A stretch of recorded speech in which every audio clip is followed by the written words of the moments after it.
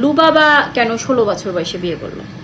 তো লুবাবা 16 বছর বয়সে বিয়ে করছে, এজন্য শাহবাগী আপাদের অনেক সচেতন আপারা, শাহবাগী আপারা লুবাবার বাপরে মায়ের নামে মামলা হবে, কেন 16 বছর বয়সে আর নাবালক বাচ্চা বিয়ে দিল। তো আচ্ছা বুঝলাম, নাবালক বাচ্চা বিয়ে দিয়েছে, কিন্তু ক্লাস 5-এ পড়া মাইয়া যখন দুলাবাইয়ের লাগে ভাগ্যে যায়, তখন তোমরা কই থাও?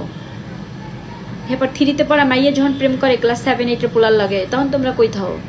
এই যে আকাম কুকাম করে এদিক সেদিকে ধরা পড়ে, তখন তোমরা কই থাও? যে রিসেন্ট একটা ঘটনা দেখলাম, একটা বাথরুমের মধ্যে রোজা রমজানের মধ্যে ঢুকে কি আকাম কুকাম করতেছে, তখন তোমরা কই থাও? আর বিয়ে মানে একটা বৈধ জিনিস হইলেই তোমরা হেডের বিপক্ষে যাবে, একটা বৈধতা কোনো কিছুটা হালালভাবে আসলে এটার বিপক্ষে যাবা তোমরা। মানে সব দলের লোকজনই তো আসো, যারা যারা এরকম লিখছো বিভিন্ন জায়গায়। তো এখন কথা হলো, যদি সেটাও যদি চিন্তা করি, যারা বিভিন্ন দেশে বা আমাদের দেশের কথা যদি চিন্তা করি, নেতৃত্ব দিয়েছে, তারা কত অল্প বয়সে বিয়ে করেছে। প্রথমে আসি বঙ্গবন্ধু শেখ মুজিবুর রহমান, সে বিয়ে করেছে 10 বছর বয়সে। তার বউয়ের বয়স কত? শেখ ফজিলাতুন্নেছার তখন 3 বছর বয়স। এখন কইতে পারেন যে আমি এটা বানাই কইছি, না আমি বানাই কমুগা। শেখ হাসিনা যে একটা বই লাগছে না, আমার পিতার 27 নং পৃষ্ঠায় দেখবেন, ওই বইয়ের 27 নম্বর পৃষ্ঠায় দেখবেন এই কথাটা লেখা আছে তার বাবার বিয়ের বিষয়টা নিয়ে। তারপরে যদি বেগম জিয়ার কথা চিন্তা করেন, আপোষহীন একজন নেত্রী, বাংলাদেশের মানে সর্বকালের সর্বশ্রেষ্ঠ নেতৃত্ব যদি বলেন মহিলাদের মধ্যে, তো যাকে রাজনীতির বাইরে গিয়ে প্রত্যেকটা মানুষের ব্যক্তিত্বকে আমরা পছন্দ করি, যিনি দেশের জন্য কোনোদিন দেশ ত্যাগ করেন নাই, সে কবে বিয়ে করেছে? 15 বছর বয়সে বিয়ে করেছে। এরপরে যদি আমরা একটু ইসলামিকভাবে চিন্তা করি, আয়েশা রাদিয়াল্লাহু তাআলা আনহুর কথা যদি একটু চিন্তা করি, আয়েশা রাদিয়াল্লাহু তাআলা আনহুর বিয়ে হয়েছে 6 বছর বয়সে, সংসার শুরু করছে 9 বছর বয়সে। তারপর যদি মা ফাতিমার কথা চিন্তা করি, মা ফাতিমার বিয়ে হয়েছে 15 বছর বয়সে। তো এখানে একটু দ্বিমত আছে, কিছু কিছু জায়গায় 18 বছরও আসছে লেখা। তো এখন 15 বা 18 যে কোনো একটা কিছু হবে। এরপরে যদি বলেন আমার নিজের দাদি, আমার আপন দাদি 7 বছর বয়সে বিয়ে হয়েছে, আমার বাপ চাচারা 12 জন, এবং সবাই শিক্ষিত আলহামদুলিল্লাহ, এবং আমার মানে বাপ চাচারা তো সবাই এস্টাবলিশড। তো কথা হলো, এই বয়স আইনতভাবে একটা বয়স, একটা এজ মার্জিন করে দেওয়া, আইনের ঊর্ধ্বে আমরা কেউই না। আমি বলি না যে সবাইকে ছোট বয়সে বিয়ে দিয়ে দেন, কিন্তু এরকম যাদের ইচ্ছা আছে, যাদের, আমার মনে হয় আইনতভাবেও বিষয়টা শিথিল করা উচিত। আর যদি আপনি এই সমাজের অবক্ষয় এত কিছু চিন্তা করেন যে এত ছোট ছোট বয়সে এগুলো করতেছে, আমরা সেটার জন্য প্রতিবাদ জানাই না, সেটাকে কিভাবে আমরা রিকভার করব সেগুলো নিয়ে আসি না, কিন্তু একটা হালাল সম্পর্ক আসলেই আমরা আসলে সেটার জন্য প্রতিবাদ জানাবো। ওটারে কিভাবে দাবানো যায়, ওটারে কিভাবে হ্যায় করা যায়, আমরা সেই চিন্তায় থাকি। এগুলো থেকে বের হন। আর এটা আমার নিজস্ব মতামত, যেহেতু এত বড় বড় পর্যায়ের মানুষজন যারা বাংলাদেশে বিভিন্ন জায়গায় বিভিন্ন অবস্থান থেকে নেতৃত্ব দিয়েছেন, তাদেরই যেহেতু বিয়ের সম্পর্কটা এভাবে আসছে, এবং ইসলাম যেখানে বিয়ের এই বিষয়টা এভাবে করে শিথিল রেখেছে, তো এই জায়গাগুলো থেকে যদি কারো ইচ্ছা হয় বা ওই মতামত নিয়ে, আমার মনে হয় এটা নিয়ে একটু শিথিলতার দরকার, আইনতভাবে একটু শিথিলতার দরকার। আমি জানি না আমার সাথে কে একমত হবে, একদম আমি আমার নিজস্ব মতামত দিলাম।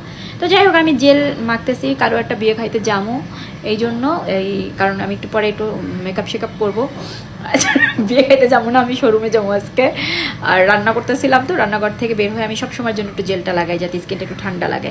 আর চোখের উপরে টুপুরে লাগাই, ক্লান্তি দূর হয়ে যায়, তারপর স্কিন ঠান্ডা লাগে, গ্লো করে, ব্রাইট করে, স্কিনের ডিহাইড্রেশন দূর করে দেন। মনে হচ্ছে আমি খাইছি, কারণ এই গ্লাস স্কিন সুদিং জেল, আবার অনেকে কইতে পারেন গ্লাস স্কিন মনে হয় বানাইয়ে কইছিলাম না, এই যে দেখেন গ্লাস স্কিন সুদিং জেল, এটা পার্লের মতো, এবং এটা পিঙ্ক করে স্কিনে, যে দেখেন পিঙ্ক পিঙ্ক একটা আভা নিয়ে আসবে, চোখের পাশের ক্লান্তি দূর করবে, রিঙ্কেল দূর করবে, স্কিন হেলদি রাখবে, ঠিক আছে। সো এটা লিপেও দিতে পারবেন, লিপটাও পিঙ্ক করে, চোখের পাশে টাশে ফুল ফেসে ভাইয়েরা আপুরে সবাই ইউজ করতে পারবেন।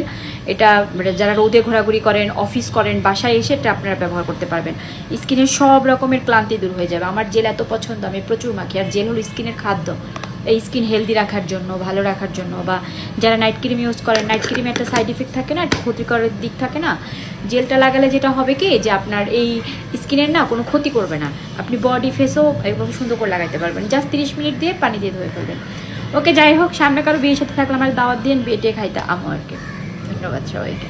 আমার স্ব জায়গা থেকে সংগ্রামী সালাম এবং অভিনন্দন। আসসালামু আলাইকুম।